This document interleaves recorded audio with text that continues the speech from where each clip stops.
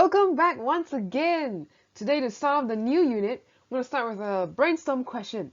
Okay, I'm going to show you a few pictures and you're going to tell me, or tell the forms, what you think these have in common. So the first picture is toilet paper. Very important use in lots of houses. So what does a toilet paper and someone opening a door, someone driving, and someone doing a freeze, which is like a breakdance move, okay? Just like not moving, doing some funny shape on the floor. What do all these pictures have in common? Think about it for a bit. Pause the video if you need to, and write out what you think all these have in common. Okay, so, dun dun dun, let's see. One thing this toilet paper have in common is when you pull it, it starts to turn. Interesting. How about the door? When you're opening a door, you press down on the handle, the lever, okay? So you're pressing down, and then it unlocks, and then you pull the door, so the door kind of swings out. I'm going to draw that thing. From the top view, door is closed, swings out, door is open. Last one. If you're driving or learning how to drive, driving is a lot of turning the wheel. So you're going to turn it to the right. Sometimes you'll push it up. Okay, all kinds of turning stuff on the wheel. And lastly, this is a tricky one. What does this person have to do in common? Well, this person's not falling down or not hitting his head, not hitting his legs. So somehow, the turning force on this side is equal to the turning force on the other side. Let's use red color so you can see it clearer a bit. Okay, so somehow these are balanced, so it doesn't fall. But notice what all the arrows are in all these pictures. It's something to do with turning, okay? Toilet roll is turning, handle is turning, door is turning, wheels are turning, person is not turning, thankfully. But all these turning ideas are because of moments, what we call that. So this whole unit will be looking at turning forces, moments, torques, and what all those mean. Okay, so by the end of this unit, you should be able to firstly explain what a moment is. Okay, what does that term mean? How to count it? Okay, then you should be able to calculate. Just now you explained. Now you should be able to calculate the moment about a pivot. Moments also known as torque. You may have seen this word before, the torque, something like that. Okay, so moment, torque, and lastly, the extra thing is a couple. What does it mean, torque of a couple? So let's take a look. What is a moment? What is a torque? Okay, so what exactly is a moment of a force, aka torque? A-level books, you will see it commonly saying moment or moment of a force. In the world, generally, sometimes in some questions, you will see them use the word torque with this symbol tau. The T is, it's a Greek for T lah, tau, okay? So that's a symbol you can use for moments of force or torque, generally for torque. Okay, by the way, side note, torque is very important or like very regularly used in areas such as biophysics. We'll see why in a later video. So biophysics and lots of structural, civil, mechanical engineering. So lots of this uses in there. So let's take a look. Okay, what's the definition of a moment or a torque? Firstly, it's a product of force and perpendicular distance. So force, perpendicular distance.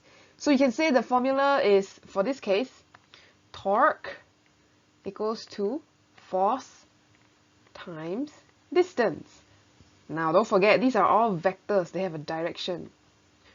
Force, distance, and torque. Torque has a direction too. We'll see how to think of it.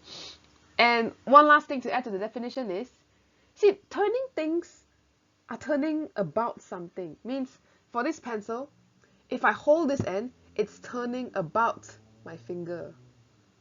So you should have a pivot point somewhere in your system. That's why you can have torque, okay? It's rotating about something. So that's what we call a pivot point. So in terms of a diagram, if we have this bar, we need to fix somewhere to be the pivot. So if there's a nail at one end, the hinge, we'll call that the pivot. So everything will be rotating about this, like a wiper. Alright, so this thing is just chilling until we add a force on it. Let's say pulling it up. So here we have our force. We have some distance, I'll say D, which goes from the pivot all the way to the force. Okay, so take a guess. If you apply that force, how will the bar turn? Like that, like that, like that. Lor. So if you actually apply the force, this whole bar is going to turn. Whoops, whoops, whoops. There we go. There we go. So it's going to rotate anti-clockwise. Anti-clock. Wow, very hard to write. Clockwise. Oh, and why does it rotate? Because there is some anti-clockwise torque. Tau. So torque also has direction. You have to define, do you want anti-clockwise to be positive or negative? You choose.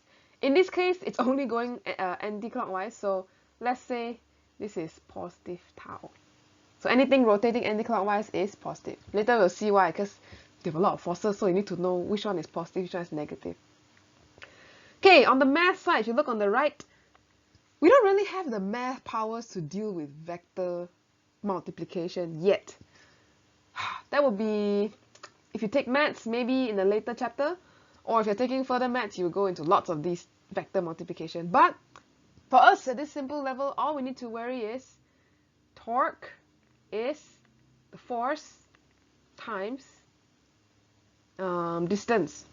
So D, but perpendicular distance, remember, has to be perpendicular. So double check perpendicular. Good. So this actually can also call perpendicular distance. You see that little symbol down there? The symbol that's like this. Okay, this thing means perpendicular. So force times perpendicular distance give a torque, which is, what's the direction? Anti-clockwise. That's how you can write it out when you're doing physics questions. No need to worry about the vectors and stuff. Just know force times perpendicular distance, which direction? Clockwise, anti-clockwise.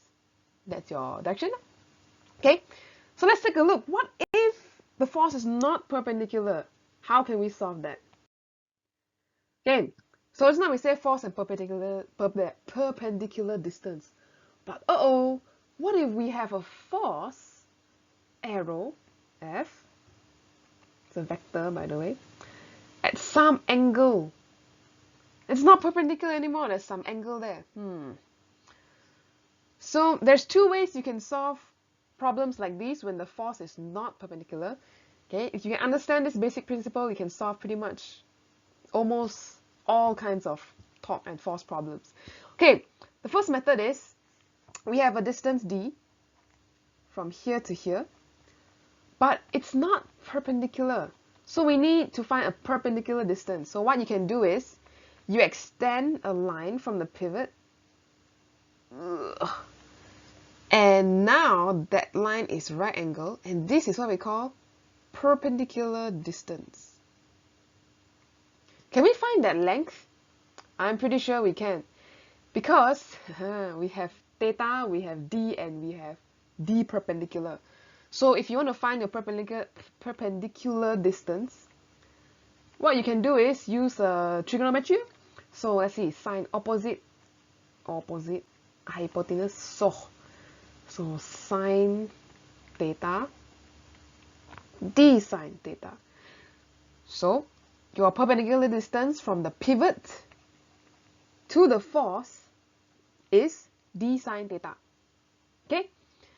So then if you want to calculate your torque at the end, nice. We can just do torque. Is it clockwise or anti-clockwise? Check. Anti-clockwise torque is force times the perpendicular distance. So perpendicular distance, which is then force times d sine theta. Very convenient. If they gave you an angle, you can just find perpendicular distance. So that's method 1. What if the force is not perpendicular? Method 2. Look at the definition down there. How is it different from number 1? One says force, perpendicular distance. The other one says perpendicular force and distance. So what that means is we have a problem. Our distance is here, but our force is not perpendicular. But what you could do is you can break down your force into something else. So here we have F. This will be our perpendicular force. Perpendicular means like that. So now it's perpendicular to our distance. So we have some theta here. You could find this theta, which is 90 minus theta. Or you can just say this one is also theta, because, you know, it's a box. So if you want to find the torque in this case, what we can do is something similar. We find the perpendicular force, which is, think of trigonometry. Let's use theta. Let's not use the 90 minus theta, because a lot of terms. So opposite hypotenuse, so sine. So we have sine theta times F. We got perpendicular force. So then our torque will be perpendicular force times distance. And is this going to move clockwise or anti-clockwise? Check and see. We are going to move anti-clockwise about the pivot point. Still the same thing. So that's going to be your direction of your torque. So anti-clockwise torque. So if you sub in all your values, you will get, what is F perpendicular? F sine theta, or say FD sine theta. Look how similar is it with the top part. In this case, you get at the same answer. It's just which method do you want to choose? Do you want to resolve your distance to make it perpendicular? Or do you want to make your force perpendicular? Both ways work. In some cases, you have info to do one method or the other. Okay, so keywords highlight is, little difference is this and this. Let's highlight more. Small difference, but you arrive at the same answer at the end, so you can choose either as your method. I encourage you to try both actually. And in the incoming problems, I may only show one, but you can try out both and see. Alright, let's look at the problem and see. So the first problem for today is a qualitative one, which means I'm going to ask you a question. Let's say you want to exit this lab inside there, and there are 3 places where you can push the door, A, B, and C. Which one will be the hardest to push to get out of the lab? Now, quick reminder, you need to think of where the pivot is first. So for the door, there's a hinge at the side, which we will call the pivot. There we go. So the door will swing about the pivot, open and close. So vote. Think which one will be the hardest to push. And let's take a look at the video to see what do we get at the end. Alright, let's play. So first, that's me pushing at the handle. No sweat. Middle, a little harder. And the last one, all the way near the hinge. Oof, that's really, wow, I was just hardcore struggling. And someone else saw me struggling to get out of the lab and they thought it was very funny. Okay, anyway, so if you chose C, that is the hardest to push. That's correct. Why is that? Let's think of it this way. If I draw a beam representing the door, not a great choice of color. There we go, beam. Then we have a pivot here, the hinge. If I'm looking from the top-down view, I'm trying to apply a force to get out. So if I apply from here, with a very short distance only, my torque is going to be so tiny, because my torque will just be force times this tiny distance 1. So the torque that I'm giving the door is not enough to fight with the hinges and the other springs in there. So it's a very small torque if I push from this part. So small torque. But if I push at the handle, which is how people are supposed to open doors, if I push at the handle, this force, let's say I use the same force, the distance is much longer. It's like all the way. So D2. So then my torque will be force times D2. Much larger torque if I use the same force there. Okay, so if you don't believe me, go out, try your room or anywhere that has a swinging door. Push at the handle, so easy. Try push near the pivot and see if you can do it. Just now I had to use 2 hands to actually open the door, so I need much more force to generate the same torque to get out. Okay, so that's the door question. How about some calculations questions? So the first one, fighting torques. This is a past year question on page 25 if you want to follow it on your handout. So here we have a horizontal metal bar. Look at the bar, hinged at end P. Hinged. Oftentimes we'll just choose the hinge as our pivot. So there we go. We have a pivot. You can choose where the pivot is. Pivot not necessarily have to be the hinge, but if we got a hinge, let's make it the pivot. Okay, what's the total moment? Moment about P. So total moment, you can also think of total torque. Is it going to move clockwise in the end or anti-clockwise? How are we going to calculate that? Now there's 2 forces. Okay, let's break it down step by step. Let's look at anti-clockwise torque first. So anti-clockwise torque. What are all the forces that will cause an anti-clockwise torque? So anti-clockwise. I don't know, the camera is reflected, so all my directions are a bit wrong. Let's see. Okay, if you look at the 16 Newton going up, this is going to cause an anti-clockwise rotation. So let's see, what method shall we use? We have 30 degrees. Let's use the method where we make the force perpendicular. How about that? Okay, so we have some force, which is now, we can use this 60 degrees, more convenient. So what is the perpendicular force on this side? Calculate and see. You should get about 16 adjacent hypotenuse cos 60. If you use the other angle 30 here, you will get something slightly different, but that's fine with me. It's just sine 30. Okay, so sine 30. Sine 30 cos 60, same thing. So now we have a force. Okay, force is perpendicular. Good. So you write it out. Force perpendicular times distance, which is, what's our force?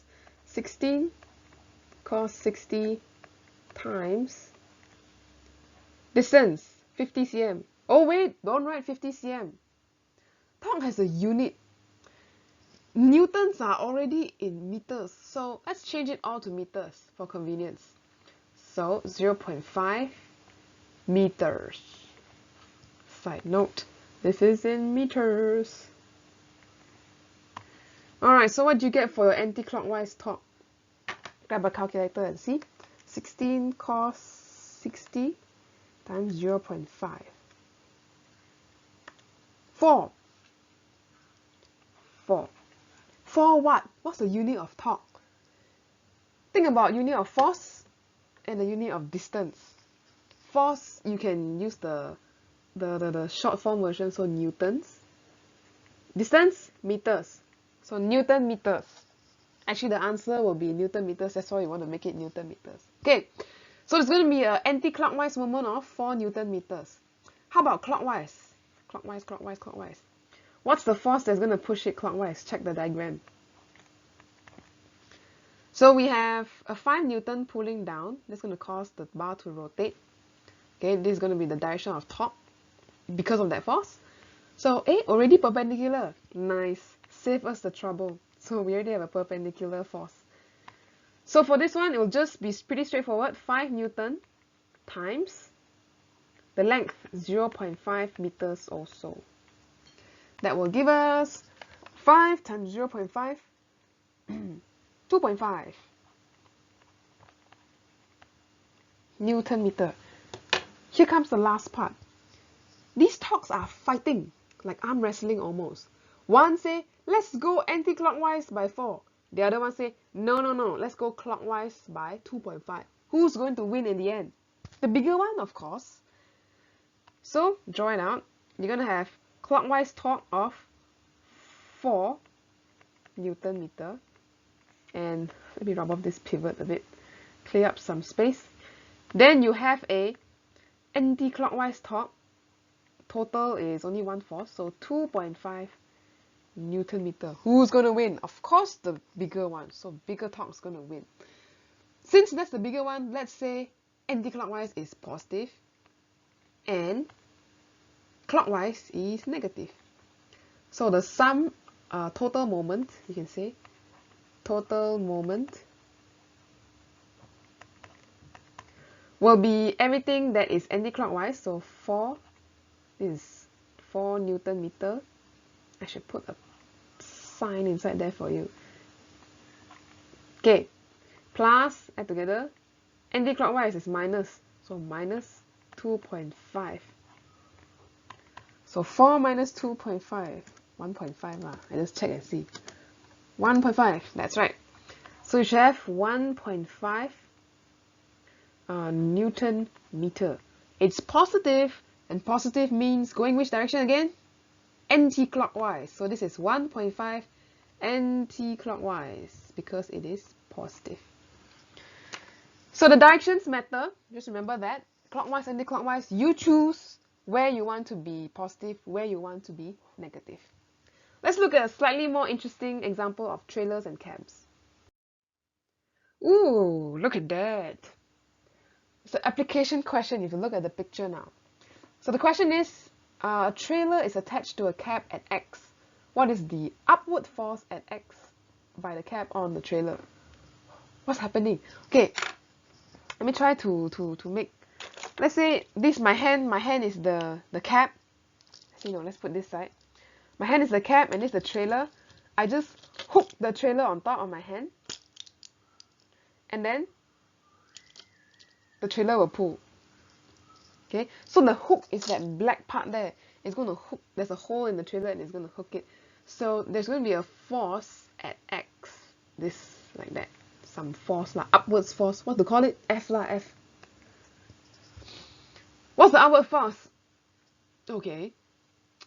The trailer's not rotating. They didn't say it's flipping around, spinning around. So somehow the torque is balanced. The moment is balanced. But the moment about what? Pivot. We need a pivot. Where shall we put our pivot? Let's see. If we choose our pivot at X, then we can't find X because if all the forces at the pivot doesn't affect the torque. So I'm going to choose the pivot at the butt of this trailer. I'll say, this is my pivot. Ta-dum. That means the first weight of the trailer will cause a clockwise torque. And then the upward force will cause an anti-clockwise torque on the trailer. How about that? I think that sounds better. So now it looks like it's kind of balanced. So let's see. Clockwise torque is from the weight of the trailer. Wow, 30 kilonewton. Okay, so we write there 30 kilo.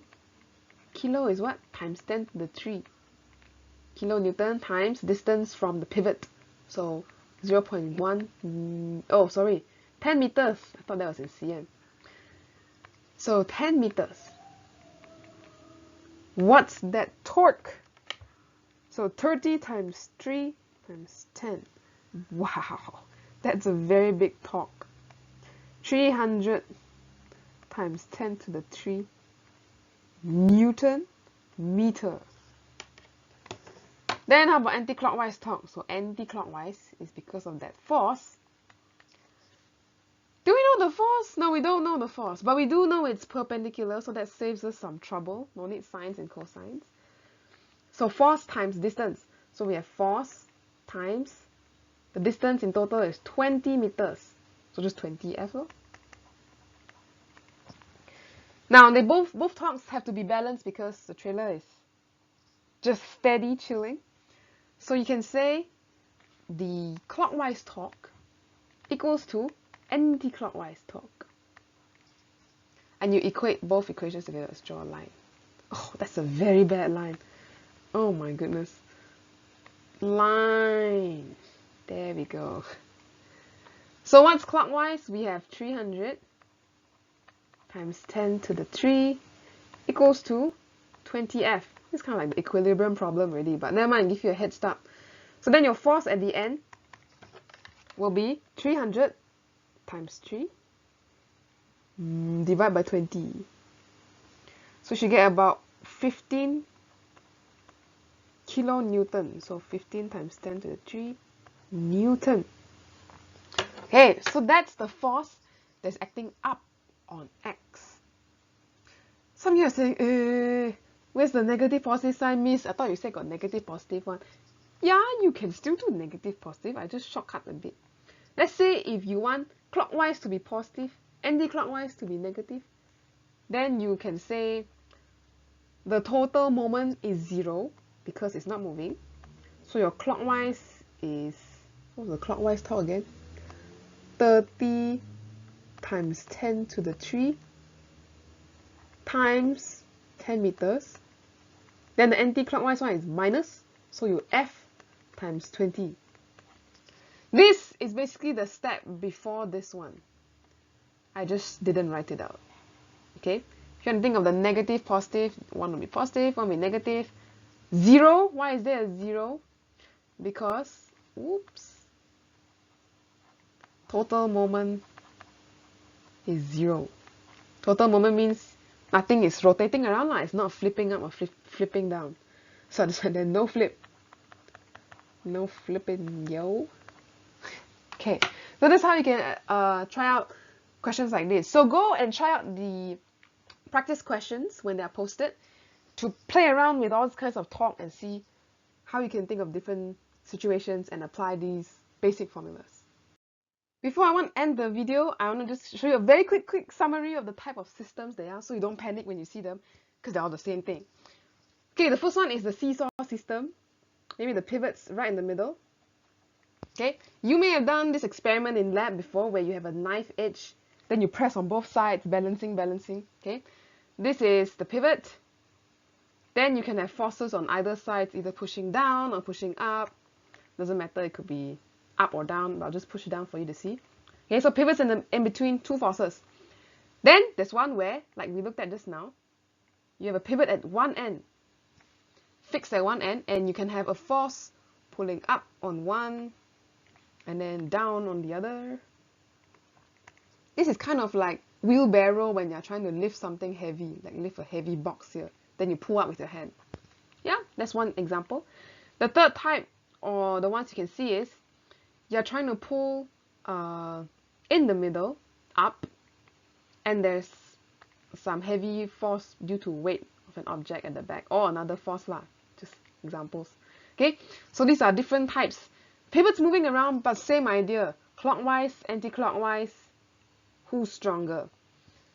The one we'll see in the future and look at more is what if there's a circle and you try to, say, apply a force like that. Zoop. It's basically the same thing as the first system, the number one here. Because if we draw a line through this set circle, like a sphere or wheel, the pivot is actually in the middle of the circle. So like a driving car like that. So if you pull up, you're going to cause anti-clockwise torque on this wheel. Same thing, okay? It's pretty much like the first system up there, except that now you have a circle outside it. So if you want to draw it to follow the one on top, then it will look like this. Some force here, some force here. There you go. If you ignore the circle, it pretty much looks like the one on top. Okay? Same thing. So in the next few classes, we'll look at different systems, applied, wheels, turning stuff, and lots of fun stuff. Alright, that's all for this video.